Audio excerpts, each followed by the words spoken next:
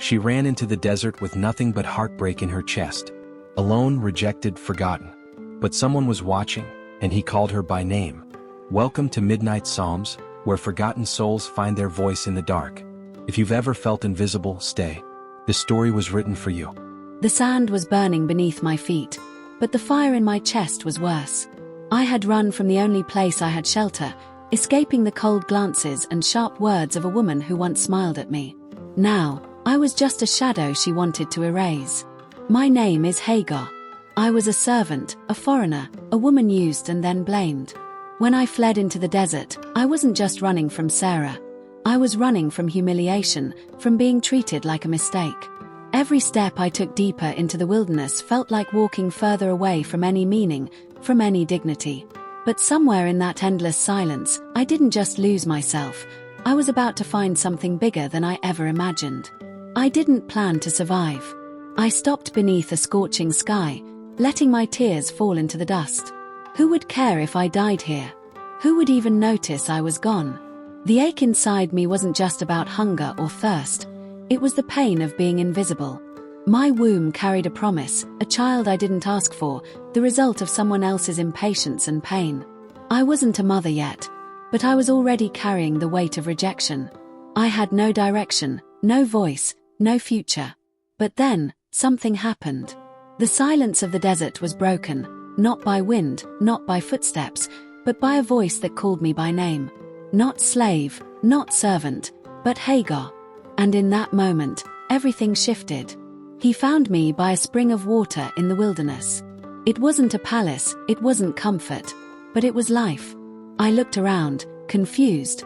Who would come all the way out here for me? And then I realized, it wasn't just a stranger. It was the angel of the Lord. And he didn't ask me what I had done wrong. He didn't accuse me. He asked me where I had come from and where I was going. Two questions that pierced deeper than any insult ever had.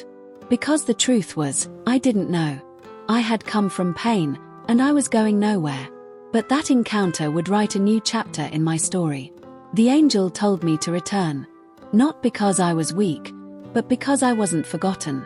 Because there was purpose in the pain. Because God had seen me. Not just seen me run, but seen me suffer. He told me my son would be strong, wild, free. He would not be crushed by rejection, and neither would I. In that moment, I gave God a name, Oe, the God who sees me. No longer just the God of Abraham, but my God. I wasn't invisible to him. My story mattered. And even though I had been cast out by people, I had been chosen to be seen by heaven. I walked back not with pride, but with purpose. The journey ahead would still be painful, but something inside me had changed. I was not just a servant, I was seen. Not just pregnant, I was promised. Sometimes the desert looks like the end, but in God's story, it can be the beginning of your real identity. He doesn't wait for us to be whole before he speaks. He meets us broken, breathless, barefoot, and builds beauty out of the ashes. If he found me by a spring, he can find you in your silence too. You haven't gone too far. You're not too lost. He sees you. When I returned, Sarah still stared with contempt. Abraham still avoided my gaze. But I carried something they couldn't see, an encounter that shifted the ground under my feet. I no longer needed their approval to know who I was. God had called me by name. He had seen my tears, and he wasn't embarrassed by my desperation. Even when I was cast aside by man, I was carried by the Most High. My value wasn't in their hands. My identity wasn't in their titles. I belonged to the one who sees. If you are enjoying this video, please like, subscribe, and hit the notification bell to help this channel reach more people. Now let's continue. The years went by, and I gave birth to my son, Ishmael. His cry was strong, like the promise spoken over him. I watched him grow with wild laughter and fierce independence, just like the angel said. And though we lived on the edge of their world, not fully embraced, I found peace in the secret place of God's presence. Every time I felt overlooked again, I'd whisper "Oi," and remember the spring in the desert. Even in the shadows of someone else's story, God was still writing mine. I learned to live not for applause, but for the quiet confidence that heaven was watching. The same eyes that saw me weep in the wilderness now watched over my son. But peace didn't last. The day came when Sarah looked at Ishmael and saw a threat instead of a child. And once again, I was cast out. This time not alone, but with a boy at my side. Abraham gave us some bread and water, then turned his back. The man who had once heard the voice of God now gave no voice to us. I walked into the desert again, but it felt worse than the first time. I wasn't running this time, I was being sent away. Rejected again. Forgotten again. But what they didn't know was that the same God who met me the first time was already waiting in the place they abandoned me. The water ran out fast. The sun was merciless.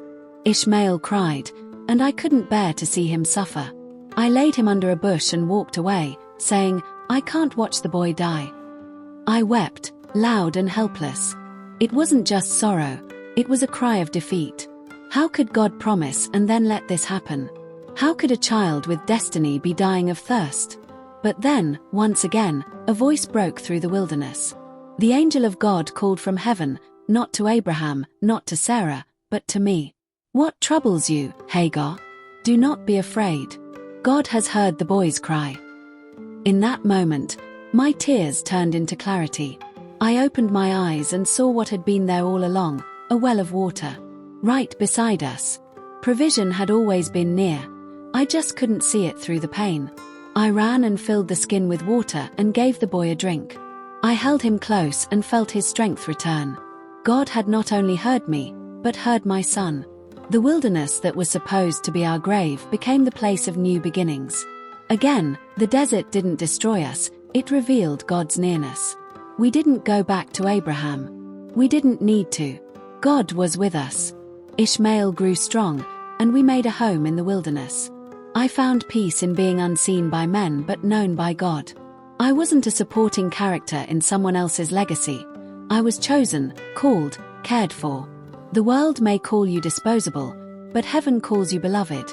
My story may not be celebrated in every scroll, but it echoes in every heart that has ever felt unwanted. If you've ever felt like you don't belong, hear this, you are seen. The same God who saw me sees you. Maybe you're in your own desert, tired of running, tired of proving yourself, tired of being silent.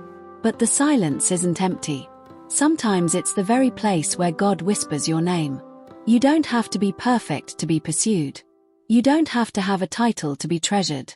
If God found a foreign servant girl by a spring and called her into promise, He can do the same for you. You are not abandoned. You are not disqualified. You are not forgotten. Let my story remind you. There is a well in your wilderness. You may not see it now, but it's there. God's provision often hides until we're desperate enough to open our eyes. Don't fear the desert. It's not where dreams die, it's where they're reborn. When people push you out, God pulls you in. When they forget your name, heaven writes it down. I am Hagar, and I was alone in the desert, but I was never abandoned. You were never meant to survive by their approval. You were meant to thrive by His presence. You were never designed to be defined by your past, but by His promise. So if today you're walking under a silent sky, wondering if God still sees you, listen closely. He does. And not only does He see, you are the story He's coming after. Don't stop. Don't give up. There's water just ahead, and your name is still being whispered in heaven. If this story spoke to someone's heart today, let them know they're not walking through the wilderness alone. Midnight Psalms shares voices from the shadows, stories of divine encounters, whispered prayers, and unexpected grace. Subscribe for more midnight moments where heaven meets the hurting. Someone out there needs to know they are still seen.